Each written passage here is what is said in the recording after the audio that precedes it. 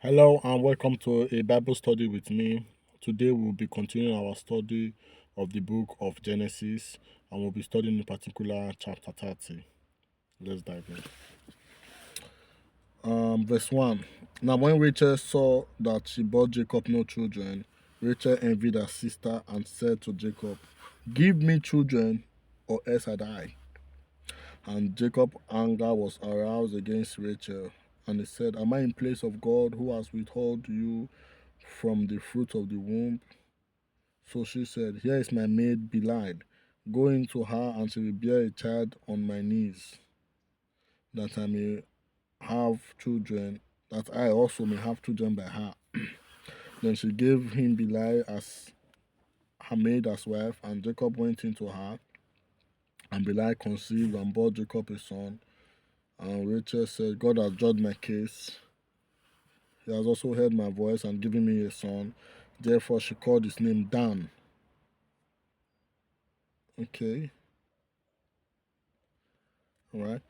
And Rachel's maid Belial conceived again. She was not okay if it's just one. Anyway, conceived again. Where was I? Yeah. Conceived again and bore Jacob a second son. Then Rachel said, "With great wrestling I have wrestled and with my sister, and indeed I have prevailed." So she called his name Naphtali. Naphtali is strange. I'm not familiar with Naphtali as Jacob's children. Okay, anyway, we keep going.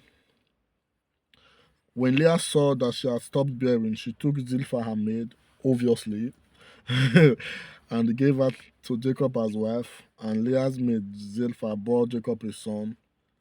Then Leah said, "A troop comes." So she called his name Gad. And Leah's maid Zilpah bore Jacob a second son. Uh, then Leah said, "I am happy, for the daughters will call me blessed." So she called his name Asher. Yeah, I think I remember Naphtali, but it's not really that popular. Anyway, so far he has 8 children, if I'm not mistaken. He has Reuben. Oh, okay. Let me stop here and quickly explain. Um, we see what we just read. We see the conflict between Rachel and Leah continuing even in childbirth. Up to this point, Leah had given birth to 4 children: Reuben, Simon, uh, Levi, and Judah. Yes, so far so good. And Rachel nothing. Rachel obviously gets offended, gets annoyed, confronts Jacob, and like, "I need to get a child as well. I can't let my sister win," you know. And she's like, "Okay, since I can't give birth, have a maid, go into her." He does so. She gives birth to 2 children for him: Naphtali and Gad, Dan. Naphtali and Dan. Naphtali and Dan. Yeah, she gives birth to Naphtali and Dan. That's 6 now. Leah sees this and Leah's like, two can play the game. I also have a maid. Go into my maid as well. Go into my maid as well. Jacob, of course, he goes into the maid, and Leah's maid also gives birth to 2 children. We have Gad, Gad, and Asher. So far so good. 8 children, right? And wow. Verse 14. Now Reuben went in the days of wheat harvest and found mandrakes in the field and brought them to his mother Leah. Then Rachel said to Leah, "Please give me some of your son's mandrake." But she said to her, "Is it a small matter? Is it a small matter that you have taken away my husband? Would you take away my son's mandrake also?" And Rachel said, "Therefore he will lie with you tonight for your son's mandrake." Oh my God. When Jacob came out in the field in the evening, Leah went out to meet him and said, "You must come into me, for I have surely hired you with my son's mandrakes." and he lay with her that night. And God listened to Leah, like, okay. And she conceived and bore Jacob a fifth son, Otto Mandrakes. She should have called the child Mandrakes. No, your rest. Leah said, God has given me my wages because I have given my maid to my husband. So she called his name Iska, not also a very popular name of the children of Jacob. I'm remembering Iska and Naphtali. Now the rest have been popular, but Iska and Naphtali not too much. Then Leah conceived again. This is no longer Mandrak anymore because, and she brought Jacob a sixth son. And Leah said, the Lord has empowered me with good endowment. Now my husband will dwell with me because I have borne him six sons. So she called his name Zebulon. Still not a very popular name. Naphtali, Iska, Zebulon, not so popular in the children of Jacob.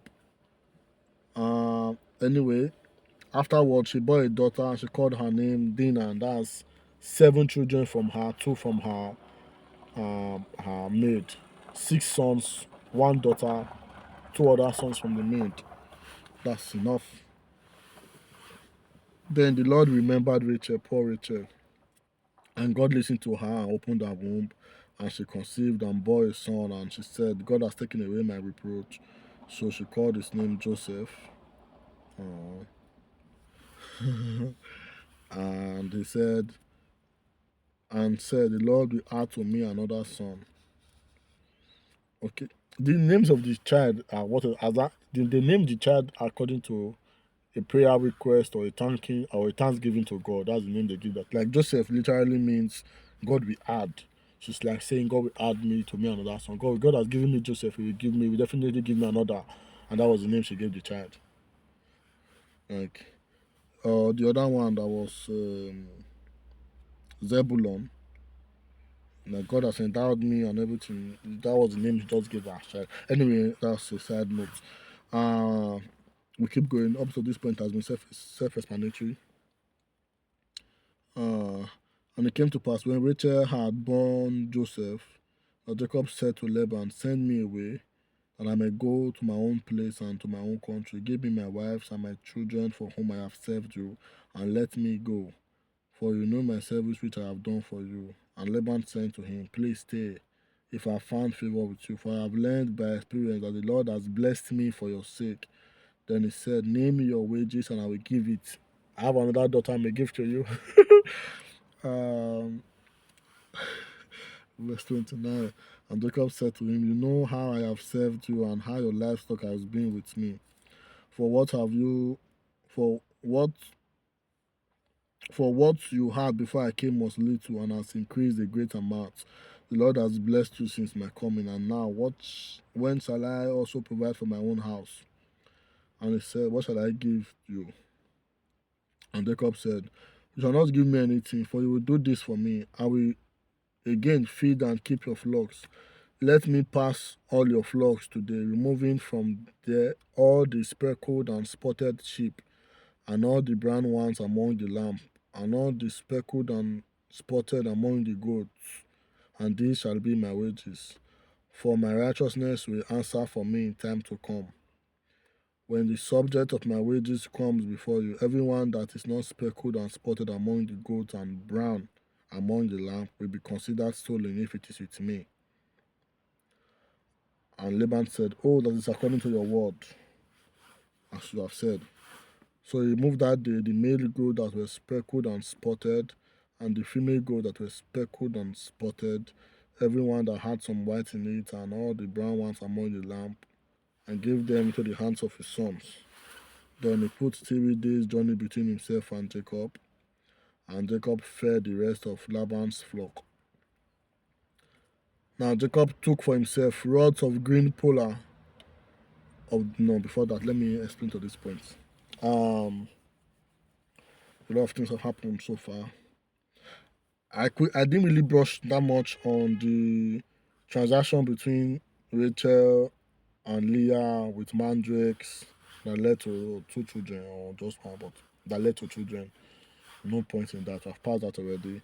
Now we are seeing Jacob after having so many children now, 9 children so far with a daughter. he's like, okay, I want to go. Is it 9? I think it's more than 9 now. I don't want to count. It will confuse me. Um, Let me count. Reuben, Simon, Levi, Judah, um, Naphtali and Dan or something. Naphtali and Dan, right? Yes. Then we also see Asher and somebody else again. Gad, Asher and Gad, GAD. That's 8. All right. Okay, so definitely more than 10. That's 8. Then 2 more children for Leah. We have Zebulon and Issachar. What's the name? Issachar. Yes, that's 10. Then a daughter, that's 11. So yeah. Then Joseph, right? From Rachel. So that's 12 children already, but one is a daughter. So far, so good. So Jacob sees all these and is like, okay, my children are already, my family is already getting large. He goes to Laban and is like, I've served you for a long time. I want to go now and, try to take up my family by myself and all that. And Laban is like, come on, whatever you name your price, I want you to stay with me. Please don't go. I've noticed that since you have been with me, I've prospered. God has blessed my way. I know it's because of you. And Jacob is like, yeah, even at that, I need to go. I need to take up my family. I need to start taking care of my family. I can't serve you forever. Laban is like, okay, what do I give you? What do you want as your wage? No, you're going. What should I give you? And Jacob is like, I don't want to be too greedy about it. Give me all the marked or spotted livestock that you have. Any of your livestock that has mark on them, I will take those ones. Then ones that are not marked is yours. Ones that are pure is yours. Obviously, the ones that were marked are not going to be too much. Otherwise, it wouldn't have been a fair division. And I don't think Laban would have agreed to it. So when he said that, Laban was like, sure, no problem. Let's see, I don't have said it. I didn't force you to say that. It was you that said it. So no problem. Go on. Let's do it that way. So we read on now. Verse 37. Now Jacob took for himself rods of green polar and the almond and the chestnut tree, and peeled the white stripes in them, and exposed the white which were in the rods, and the rods which he had peeled, and set before the flocks in the gutter in the watering trough where the flocks came to drink, so that they would conceive when they came to drink. So the flocks conceived before the rods, and the flocks brought forth streaked, speckled, and spotted. And Jacob separated the lambs and made the flocks face toward the streaked and all the brown in the flock of Laban. But he put in his own flock by themselves, and he did not put them with Laban's flock. And it came to pass, whenever the stronger livestock conceived, that Jacob placed the rods between the eyes of the livestock in the gutters, that it might conceive among the rods. But when the flocks were feeble, he did not put them in. So the feebler were Laban's and the stronger Jacob's. He was smart, can't really fault him for that. Thus the man became exceedingly prosperous, and he had large flocks, female and male servants, and camels and donkeys. Self-explanatory. After this division of spotted and pure, he put a wood. I don't know how he did it. Spotted wood with different color, different shades of color on the wood. And anytime the animals came to drink, which was also the time when they also mated, came together to conceive, he put the stick before them so that they will be looking at that while they are conceiving. And whatever child they bear become out colored, spotted, or speckled. And um, he also made sure to do it for the strong ones. The weaker ones, he didn't really do it for them, but the stronger ones did. So he had the stronger ones give birth to spotted livestock, while the weaker ones did not. And he separated them. Obviously, the spotted ones were his, the ones that were pure were not. And that was just being smart. Anyway, this is where we end our study today. Thank you so much for joining me. Quick prayer. May the Lord bless His word in our hearts. May He give us wisdom to understand and knowledge to guide our path in Jesus' name. Amen. Thank you so much for joining me. See you next time.